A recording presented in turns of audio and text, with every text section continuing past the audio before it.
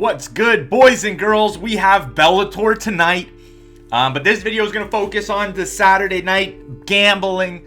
We're going to look at some of the lines and some of the fights that I'm picking out for you guys. Best bets for the UFC, Waterson versus Rodriguez. I got my picks here. There's some value all over the place, and then we're going to do a little play Canelo Alvarez, Joe Saunders fight, because we'll be covering that more probably tomorrow, so we want to make sure we have some gamble, money somewhere. So we're going to start on the Waterson-Rodriguez card. We're going to start early on.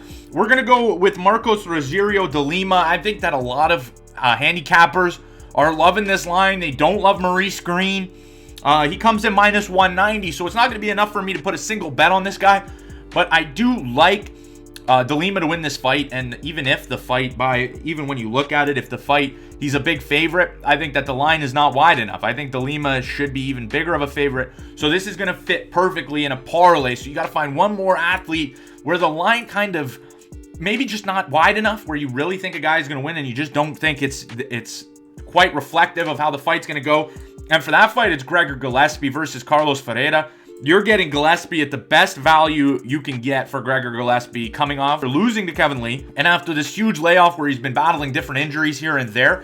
So the only reason that Ferreira is plus 140, that close to being a split pick'em fight, is because of that layoff for Gillespie. If Ferreira was fighting where Kevin Lee was fighting, I think Gillespie would have been minus 400. I think it would have been that wide. The stylistic matchup here favors Gregor Gillespie to take him down.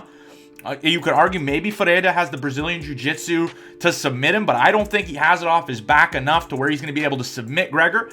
And I think this fight's going to go 3 rounds. Maybe towards the later rounds, maybe Ferreira might start to put together some combinations, because I think that he's better on the feet. And I feel like maybe there's going to be some deep breathing at that point in the fight and early on in that maybe that first minute range.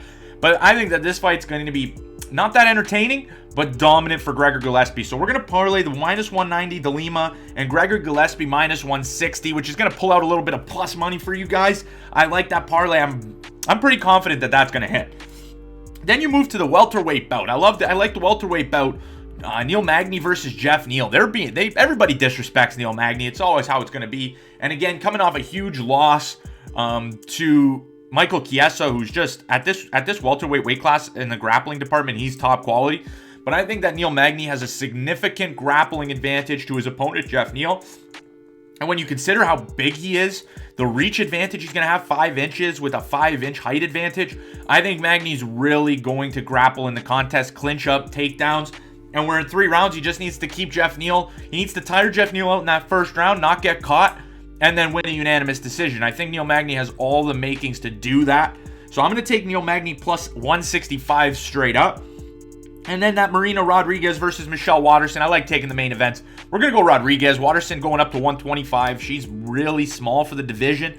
She fights at 115. She was even cutting down to 105 at one point in her career. And I think that Rodriguez, this wave of momentum that she has, I think that this is going to be a pretty wide decision. Or maybe even Rodriguez could put her away. I think Waterson's going to try and find the grappling in this fight.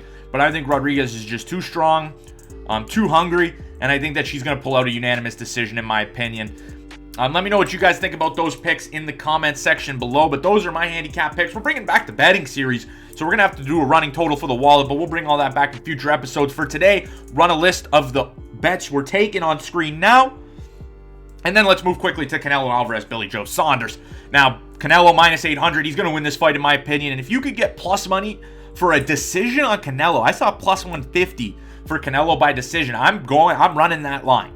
I think that Joe Saunders' fight style, where he plays at distance, he doesn't get rocked very often, undefeated guy, good chin, young up-and-coming talent. I think that he's going to be in there. He's not going to roll over to Canelo Alvarez. I think he's going to be in there start to finish. I think this is going to go to the decision. And if you don't even want to risk it, you want to just get maybe a negative number, but more likely scenario, the over 10.5 rounds, another great line. Capitalize on those lines with the decision for Canelo and the over 10.5. So we'll be talking live wagering on stream. So make sure you guys subscribe and check out our streams for the events. Hope to see you guys in another video and hope we cash them tickets. But we'll talk to you guys in the next video. Peace out.